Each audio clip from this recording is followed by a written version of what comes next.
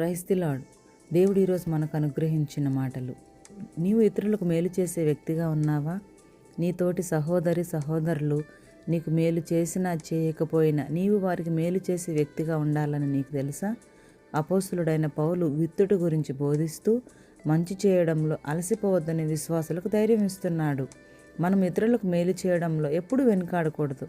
దాని వలన మనకు ఫలితం ఉన్నా లేకపోయినా మనకు చేతనైనంత సహాయం మనం ఎదుటివారికి చేయాలి. దాని ఫలితం వెంటనే కనిపించకపోయినా దేవుడు తన సమయంలో తప్పక ప్రతిఫలం ఇస్తాడని ప్రేమతో ఒకరినొకరు భారం మోసుకుంటూ మేలు చేయగలగాలి. ఈ వాక్యం ప్రార్థనలో, సేవలో, కుటుంబ బాధ్యతల్లో అలసిన హృదయాలకు ఆశనిస్తుంది.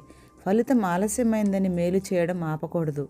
దేవుని ఎదుట మనము చేసిన ప్రతి మేలు లెక్కించబడుతుంది. నమ్మకంగా విత్తినది దేవుని కాలంలో ఆనందంత పంటగా కోయబడుతుంది. మేలు చేయట్లు విసుగక నీ ఆత్మీయ జీవితంలో ముందుకు సాగు. ఆమేన్.